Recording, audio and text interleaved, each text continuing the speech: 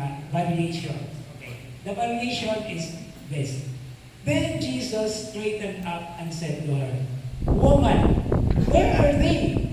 Has no one condemned you?" And the woman shrieked, "Agay!"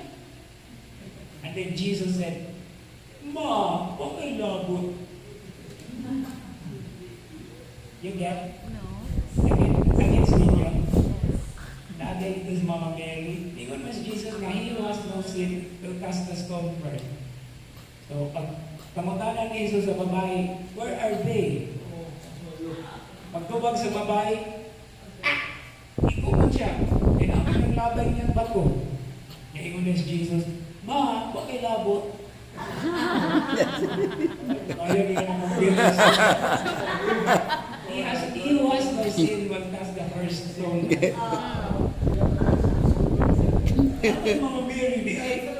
Ingon na si Jesus na, "Ma, bakit labot?" And that's the end of the story. Okay? Now, for the first time sa ato ang Bible study, ako ang ituyo ang butang. Okay? Final word for this floating narrative or floating episode. Okay, this is coming from Herman Ridderbos. An author, he is an author. Ang iyang commentary of the Gospel of John is entitled The Gospel of John, a Theological Commentary. And this is the final word he gives in this episode. With good reason, despite its uncertain provenance, diba, nung naghisgotan pagsugod o diinigikan, merong naabot ng dili kang buwan, no? Where it came from. This story has been called a pearl of great price. Okay, the parable of the prodigal son, or the prodigal father, or the prodigal brother, or the prodigal family, is called a gospel within a gospel. Hindi siya ka-episode is called a pearl of great price. For what reason? The masterful simplicity of the story reflects the unique manner in which the gospel is brought to expression by Jesus.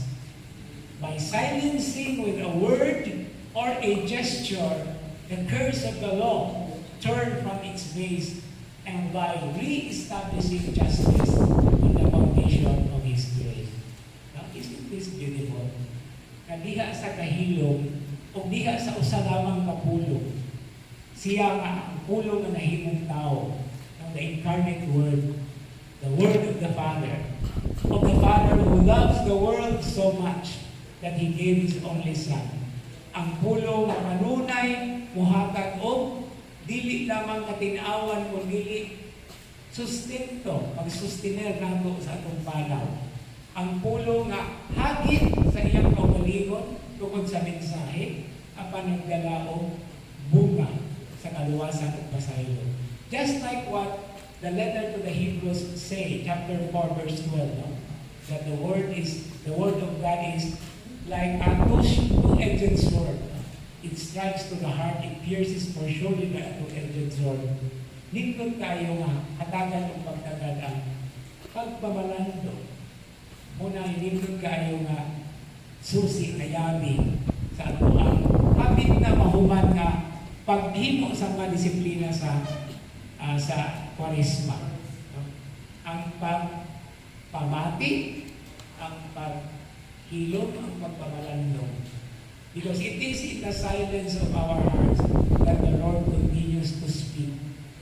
Even with a simple word, a word of comfort, a word of hope, a word of love, to be responded by our act of faith and confidence, because He does not leave us wherever we are. Okay? That's the end of our episode. So after all, the floating episode still has its own beautiful grounding in our life. The mercy that we all crave for. Muna na alang sa ato application o challenge, muna ang ako ang